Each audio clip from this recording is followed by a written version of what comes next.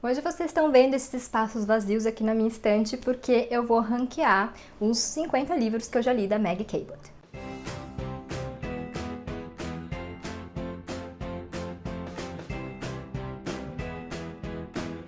Bom, já faz tempo, bastante tempo mesmo, que eu tô prometendo e devendo esse vídeo de ranking. Acho que até antes de eu começar a fazer os vídeos ranqueando livros. Mas hoje eu vou pagar essa dívida com tudo que tem direito, então podem ficar tranquilos.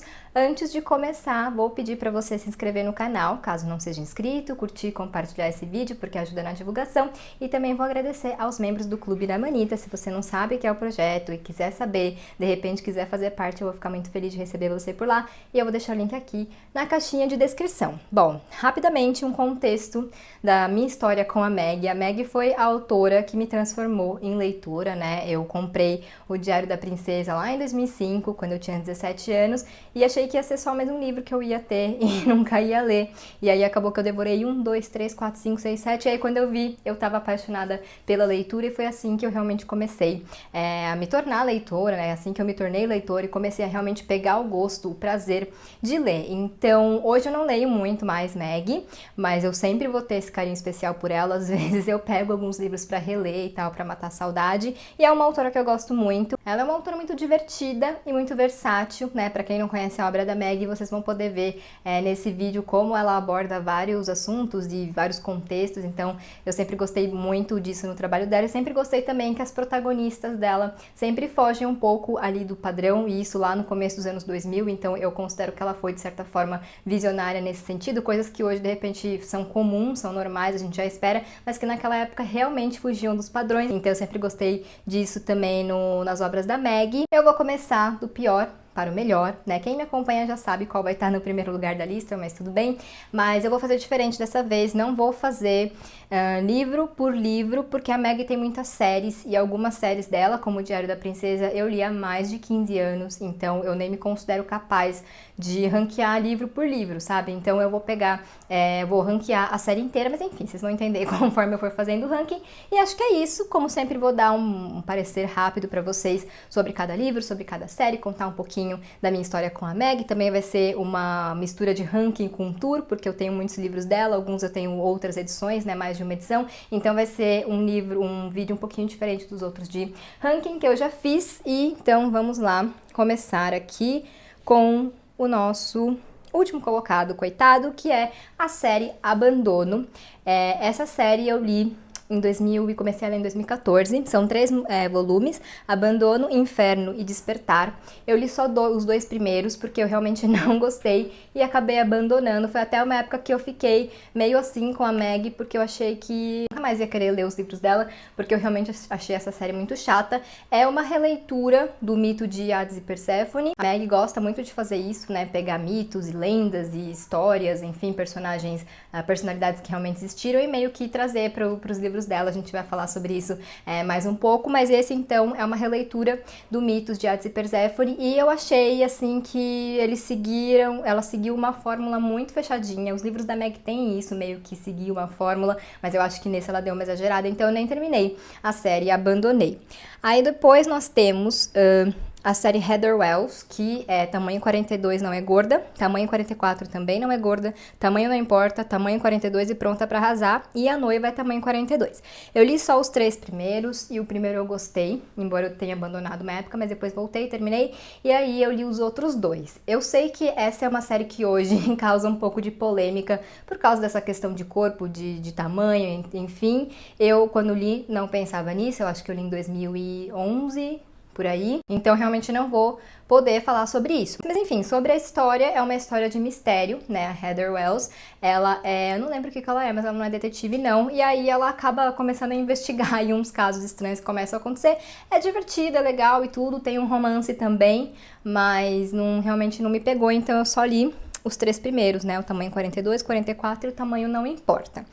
Depois nós temos a série, como chama a série? Desaparecidos, que aí são 5 volumes. Quando Cai o Raio, Codinome Cassandra, Esconderijo Perfeito, Santuário e A Falta Que Me Faz. Eu só li os 3 primeiros, gostei muito do primeiro, né, a história da Jessica Mastriani, acho, se não me engano esse é o sobrenome dela, e ela acaba sendo atingida por um raio, e ela adquire um poder de clarividência, acho que a gente pode falar clarividência. Gostei bastante do primeiro livro, inclusive eu li ele em 2011 quando eu peguei Catapora, aos 23 anos, maravilhosa, eu peguei Catapora e era esse o livro que eu estava lendo então. Mas os outros dois eu não gostei muito porque eu acho que caiu meio que no mesmo caso do abandono, sabe? Ficou uma fórmula realmente muito manjada, então eu abandonei a série, mas, de novo, o primeiro eu gostei bastante. E aí vocês vão ver também que a Meg gosta muito de colocar essas fantasias doidas nos livros dela. Aí, próximo da lista, Vitória e o Patife, que é uma história, um romance de época, né? E eu gostei, assim, é um romance bonitinho, um romance bem clichê, assim, fofinho, rapidinho de ler, mas não me marcou, assim, é bem aquela coisa, aquele livro que você começa a ler já sabendo o que vai acontecer e não tem nenhum problema, desde que essa seja a proposta do livro, né? Mas ele não foi pra mim, assim, marcante, sabe? Realmente foi bem esquecível, então eu não recomendo fortemente. Ela tem um outro que eu não sei dizer se é sequência ou não, acho que não é só dessa linha de romance de época, que é o Nicola e o Visconde, acho que é isso. E eu nunca li, então eu não vou poder opinar, mas eu tô informando aqui que esse livro existe. Depois nós temos a série A Rainha da Fofoca, que são 3 livros, A Rainha da Fofoca em Nova York e A Rainha da Fofoca Fisgada.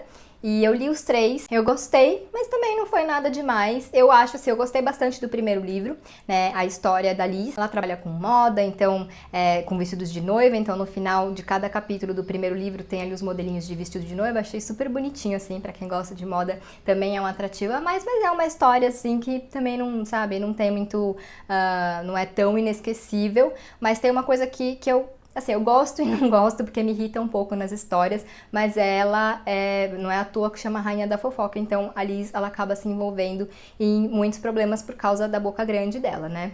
Então, enfim, já fica esse aviso aí, como eu falei, eu gosto porque causa situações engraçadas, mas eu não gosto porque eu fico irritada. Depois nós temos a série Insaciável, que é uma duologia, né? Insaciável e Mordida, é uma história de vampiro da Meg. Eu sempre falo em vários vídeos que eu não sou uma pessoa de vampiro, mas por causa da Meg eu li essa série e eu gostei. É uma série que tem romance, né? A gente acompanha ali a Mina Harper, que é inspirada na Mina Harker, né? Do Drácula, e também ela se inspirou bastante na história do Vlad Tepes, né? Que traz mais uma vez, né? Essas personalidades, a personalidade do Vlad Tepes e também essa personagem icônica desse livro icônico de vampiro, que é o Drácula. E como eu ia dizendo, então, é uma história que tem romance, é uma história que tem um lado moderno também, porque a Mina Harper é uma mulher, né, moderna, que trabalha na televisão, ela é roteirista de um seriado de vampiro, então é bem contemporâneo nesse sentido. Aí tem esse lado, né, do vampiro, da fantasia, tem muita ação.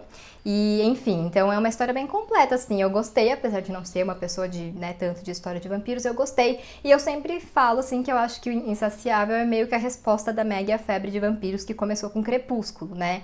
E eu não li Crepúsculo, então não posso opinar e comparar e também nem acho que convém. Mas, enfim, eu gostei, acho que se você gosta de história de vampiros é uma história legal pra você ler. Aí nós temos agora o Liberte Meu Coração, que é esse livro aqui.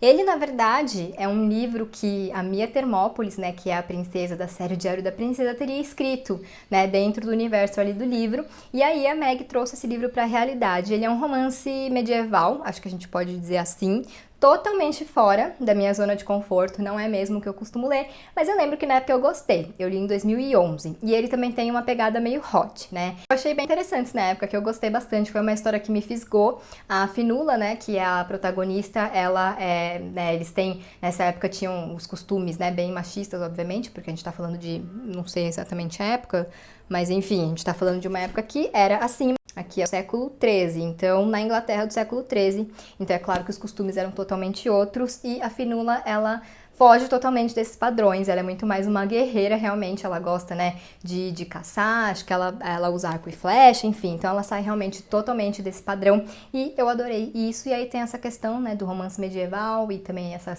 pegada um pouco mais hot, então fica essa indicação. E eu acho muito legal o fato de ser um livro, né, que começou dentro da história do Diário da Princesa e veio para a realidade.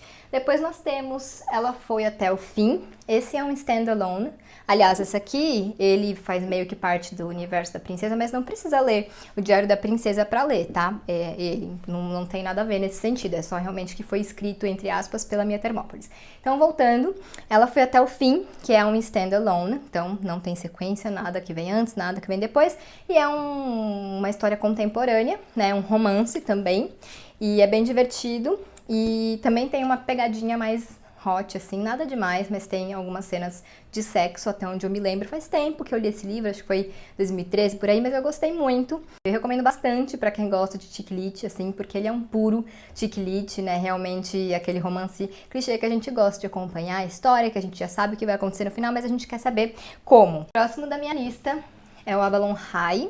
Esse aqui é inspirado na lenda do Rei Arthur, né? Só que num contexto contemporâneo e adolescente. Então é bem interessante assim a forma como a Meg trouxe a história do Rei Arthur para o nosso tempo e para o mundo young adult, né? Com as marcas dela. Esse aqui é um exemplar que está autografado.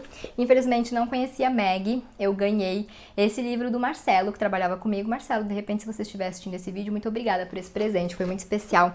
E, enfim, foi uma história que eu gostei também, justamente por causa disso, né, que eu falei, da Meg trazer essa lenda, né, que todo mundo meio que conhece, assim, meio que, mesmo que por cima, para esse mundo contemporâneo e young adult, então vale a pena ler. Tem essa série, também a versão mangá, que é o Avalon High, a Coração, a Profecia de Merlin, Homecoming, que não tem no Brasil, e Hunter's Moon, que também não tem no Brasil. Eu não li essa versão mangá, então não posso dizer, mas o livro eu realmente gostei bastante, eu até tenho vontade de reler. Aí nós temos uma série que eu gosto muito, que é uma duologia, que é A Garota Americana e Quase Pronta. Como vocês podem ver, hoje tem lançado os dois nesse padrão, mas o meu é antigo, então eu fiquei com essa capa antiga e essa capa nova, que não tem nada a ver uma com a outra. Eu gostei muito dessa história, é a história da... não vou lembrar o nome dela agora, Samantha. Samantha salvou o presidente dos Estados Unidos de levar um tiro, né, e por isso ela acaba se tornando meio que uma celebridade instantânea. Mas foi uma leitura muito divertida. Assim, eu li esse livro em 2006, né, então não vou estar podendo falar muito sobre ele, mas eu realmente gostei muito da leitura na época. É um livro que eu indico para leitores mais jovens, mas não tão jovens, porque o segundo tem algumas questões, né, que são um pouco mais avançadas, assim, então, sei lá, de uns 16 pra cima, eu recomendo a leitura. A Samantha é uma protagonista muito cativante, que também foge um pouco dos padrões, e tem um mocinho ali, né, que acaba virando um crush nosso. Então também é uma série que eu recomendo. Também é uma série que eu tenho vontade de reler, assim, só pela nostalgia, sabe? Mas eu gostei muito. E o Quase Pronta, que foi lançado alguns anos depois de A Garota Americana, agora eu não vou lembrar, eu coloco aqui na tela a data, mas foi lançado bem depois. E eu não vou poder falar porque eu gostei muito de Quase Pronta, porque senão seria um spoiler, mas eu gosto muito como a Meg é ousada, às vezes, sabe? Como ela realmente dá essa fugida do padrão, sabe? Principalmente para os padrões que a gente estava acostumado antes, né? No começo dos anos 2000, no meio dos anos 2000. Então eu acho que isso dá pra ver bastante em Quase Pronta. Aí nós temos mais um standalone, mas esse é um standalone young adult, que é o Pegando Fogo. Esse eu já li 2 vezes, eu realmente adoro. E é uma história também de uma mentirosa, que é a Kate, e ela conta várias mentirinhas inocentes por aí, né, na cidade dela ali, que é uma cidade pequena. E só que é claro que as mentirinhas cobram um preço, né, em algum momento, e aí é isso que a gente acompanha. É uma leitura divertida, mas que dá aquela raiva, porque, né, muitas coisas que a Kate passa, ela podia evitar simplesmente não mentindo por aí, mas eu gosto muito desse livro, e ele também é um super recomendado, assim, para 16, até um pouco mais jovem, porque ele não tem nada muito avançado, assim, então não tem nenhum problema. Mais um standalone young adult que eu amo, Sorte ao Azar, que eu também reli recentemente, reli em 2018 e foi super legal. Aqui a gente conhece a Jinx, que é bruxa. Então aqui a gente já vai para esse outro universo da fantasia, né? Além disso, a Jinx, como o nome dela já diz, né, em inglês, ela é meio azarada, então também aborda isso, né? A Meg aborda isso nessa história, e é uma personagem, né? A Jinx é uma personagem levemente inspirada em Joana d'Arc, essa questão, né, de ser considerada bruxa, enfim, então é levemente inspirada nessa personalidade, né? E é uma história super divertida, também tem um romance, bem gostoso de acompanhar, bem levinho, então também recomendo, assim como Pegando Fogo. Depois nós temos mais uma série, como eu falei, a Meg tem muitas séries, que é a série Cabeça de Vento, né? Aqui, então, é Cabeça de Vento, sendo Nick, e na passarela. Ou será que é o contrário? Acho que tá certo, acho que é isso mesmo. Enfim, aí aqui em Cabeça de Vento, a gente conhece a Emerson Watts, que é o que acontece. Ela vai numa loja e lá ela sofre um acidente, um negócio despenca em cima dela. E aí depois disso ela acorda no corpo da Nick Howard, que é uma super modelo, super famosa, que tá super em alta. Então ela deixa a vida dela como uma garota, né, normal e vira essa super modelo de um dia pro outro.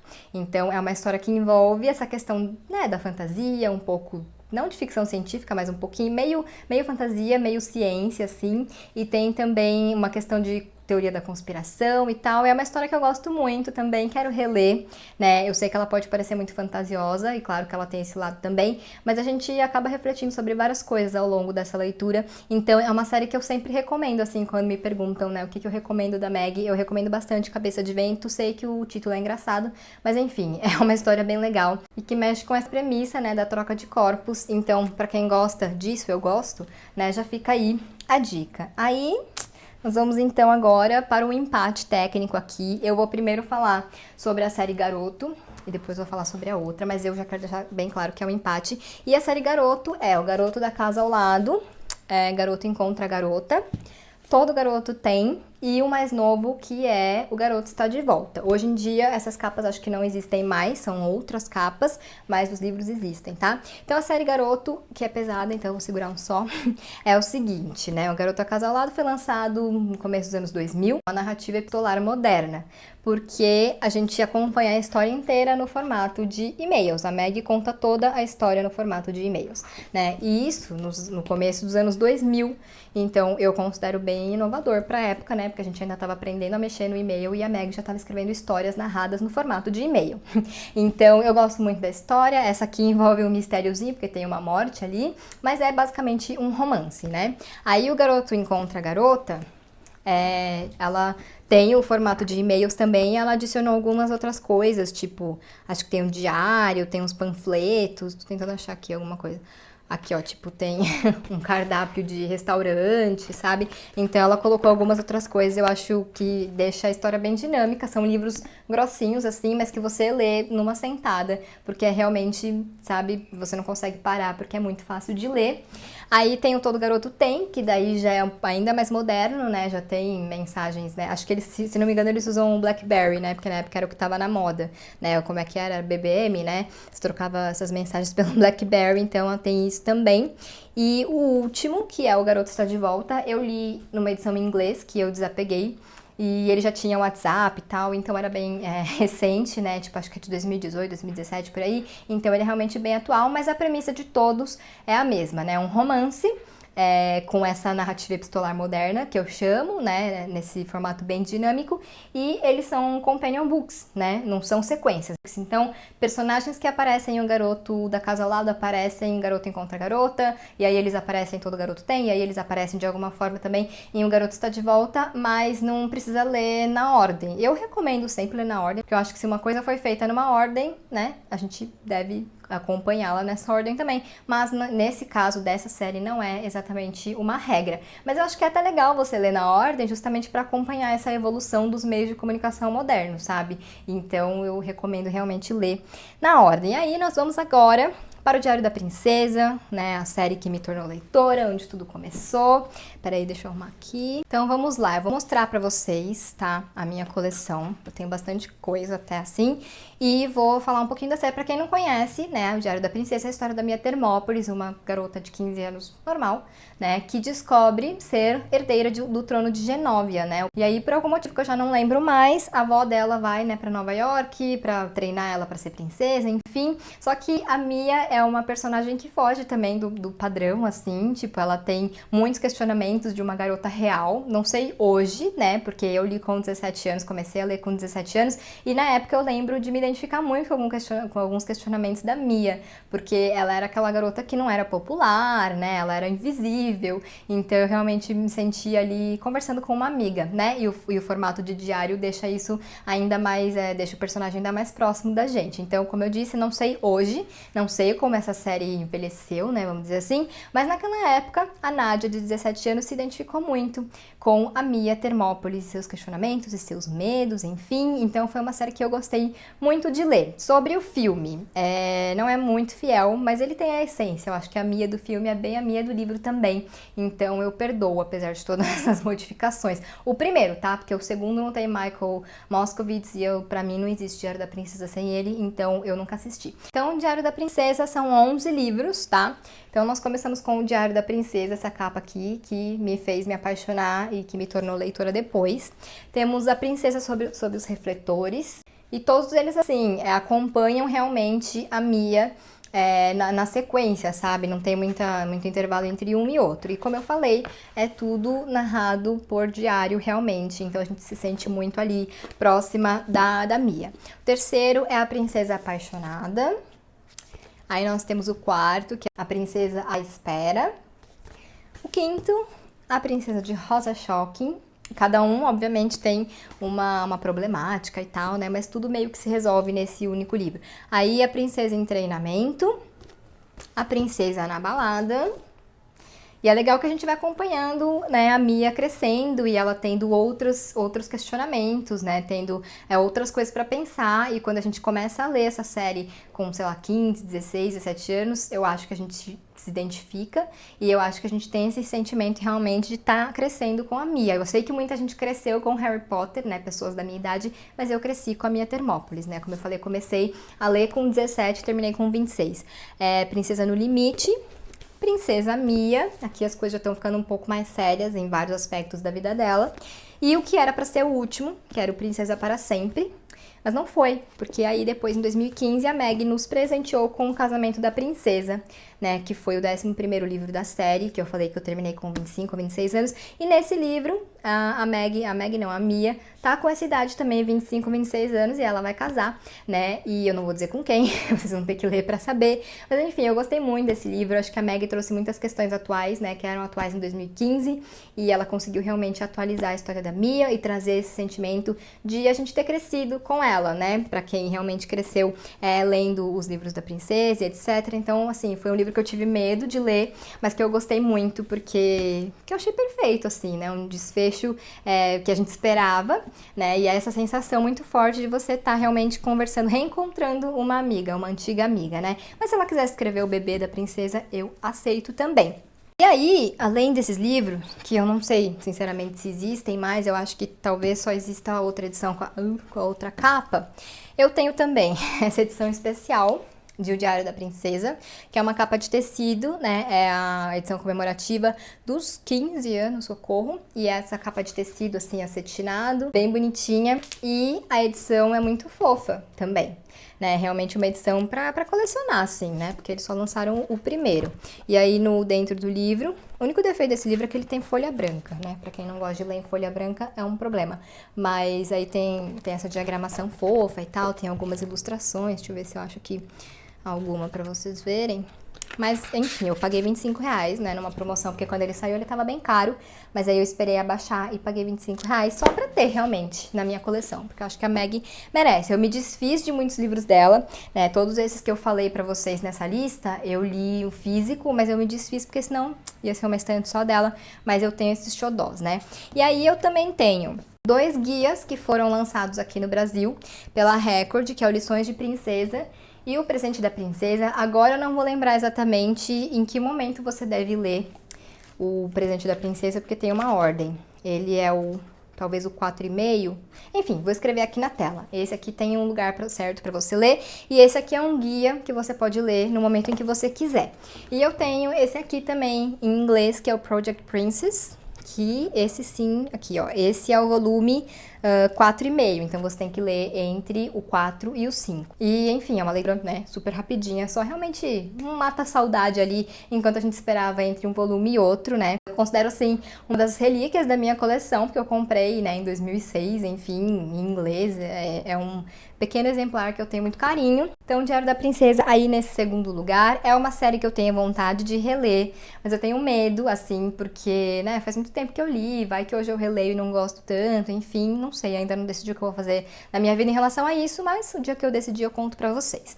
E agora, vamos para o amor da minha vida, né, A Mediadora, que é a minha série, uma das minhas séries favoritas de todos os tempos, a série que eu mais reli, né, que eu já li 4 vezes e ainda vou reler, e a Netflix está adaptando. E nessa série a gente conhece a Susannah Simon, né, que é mais uma adolescente normal, tirando o fato de que ela vê fantasmas e conversa com eles e ajuda eles, né. Então, às vezes, os fantasmas procuram ela, não é nem que procuram ela, né? Ela vê eles e acaba conversando e descobre algo que eles deixaram inacabado, algum problema que eles querem resolver, e ela ajuda, então, essas pessoas que já partiram dessa para melhor. E aí, nisso, ela conhece alguém especial, né? No meio de toda essa história, sendo essa adolescente normal, só que não, ela conhece alguém. E a história também é sobre isso. É uma série que tem muito romance, mas que também tem bastante ação. Eu não tenho mais o primeiro livro. Na verdade, peraí, deixa eu contar a história, né? Eu não tenho mais o primeiro livro, que eu vou deixar aqui em algum momento, porque eu emprestei e nunca tive de volta. Então, o primeiro é A Terra das Sombras, tá? Aí vem o Arcano 9, aí vem Reunião, aí vem A Hora Mais Sombria e Assombrado. E por último, Crepúsculo, mas eu não tenho também esse nessas edições ilustradas. Ilustradas não, de capas ilustradas. Aí, isso foi em 2006, né, que eu comecei a ler. O último livro da série, que é o Crepúsculo, né, eu não tinha sido lançado aqui no Brasil ainda, então eu comprei em inglês nessa edição aqui, foi o segundo livro que eu li em inglês, então é especial por causa disso também, e que eu li total no desespero, né, eu não recomendo você começar a ler em outro idioma por causa do desespero, mas às vezes funciona. E o primeiro livro que eu li em inglês foi justamente um da Mediadora, que foi o 3, né, o Reunião, porque eu não tava achando pra comprar em português, e como eu disse, eu estava desesperada pra saber o que ia acontecer, e aí eu comprei em inglês mesmo e falei, vou tentar ler. Na época eu fazia curso de inglês, isso ajudou, óbvio, né? E foi assim que eu comecei a ler em inglês, só um adendo, só pra mostrar como a Meg é importante na minha vida de leitora. Anos depois, né, isso foi em 2006, anos depois, em 2013, eu decidi comprar de novo os livros, porque eu fiquei sem o Terra das Sombras, eu não tava achando o Crepúsculo com essa capa ilustrada pra comprar, então eu decidi comprar de novo. E aí eu vi uma promoção na Submarino, né, que vinha as edições novas, que eu vou mostrar agora pra vocês, com a sacolinha esta que eu perdi, não sei onde enfiei. Enfim, então nós temos aqui nessas edições de fotos, né, com fotos na capa, a Mediadora, o Arcano 9, mesma coisa, Reunião, A Hora Mais Sombria, Assombrado, aí sim nós temos Crepúsculo, e em 2016 a Meg lançou uma short story de Mediadora, 2015, 2016, agora acho que foi 2015, que se chama The Proposal, né, o pedido. Eu acho que a Record lançou em e-book também, e é bem rapidinho, né, uma short story, e depois ela lançou um 7º volume de A Mediadora, que é Lembrança. E eu fui, assim, com muito medo de ler, porque depois, quando passa muito tempo, né, o último livro que ela lançou dessa série foi em 2006, então já tinha 10 anos aí que ela tinha lançado o último volume, que a gente achou que era o desfecho, porque é um desfecho, e aí ela voltou, então, em 2015 com Lembrança. E não é a mesma coisa, tá? Tipo, estaria mentindo se eu dissesse que eu gosto tanto desse quanto eu gosto dos outros, mas é ok, pra quem tem dúvida aí, pra quem leu os outros e ficou ressabiado com Lembrança, pode ler, eu acho que dificilmente vai estragar a sua experiência inteira com a Mediadora, porque a Suzy continua praticamente a mesma, né? Ela tá com 25, 26 anos também, mas ela continua mais ou menos a mesma, assim, na essência, sabe? Os outros personagens também. Então, eu não acho que vai estragar a sua experiência com a Mediadora, mas não espere um livro, né, no nível dos outros. E completando a minha coleção de A Mediadora, também tem essa edição aqui, que a galera Record lançou há alguns anos, e eu comprei por R$15, acho, a capa dura. E tem essa ilustração aqui, a casa em Carmel, da Suzy, seus cabelos revoltos, como ela sempre descreve, né? E é isso, então, mas eu só comprei pra ter, realmente, a Record só lançou o primeiro volume, nunca lançou os outros, não sei se pretende, agora que vai sair o filme da Netflix, enfim. É isso, então. Esses foram os livros que eu li da Meg. Ela tem alguns outros livros que eu nunca li, né? Tipo, a série da Ellie Finkel, que é pro público infanto-juvenil, então eu acabei nunca lendo. Ela tem também uma outra série que chama Como Ser Popular. Ela tem alguns livros lançados como Patricia Cabot, que todo mundo acha que é irmã dela, mas não é irmã, é ela mesma, que são romances, acho que não sei se são de época, mas enfim, não são chick lit, nem young adult e tal. E esses eu realmente não li, então não posso dizer, mas eu li bastante coisa da Meg. Maggie, ela é uma autora, como eu falei, muito versátil, que vocês podem ver, né, que gosta desse universo young adult. Ela tem esse pezinho na fantasia, ela é muito divertida, ela tem um senso de humor muito legal, ela é uma autora que eu considero muito atual, né, obviamente algumas coisas que ela escreveu já não são atuais, né, mas eu acho que tudo que ela escreve, ela tá sempre muito antenada, muito sintonizada com o tempo ali que ela tá escrevendo, né, com as questões desse tempo. Então, eu acho que isso também é algo a ser levado em consideração.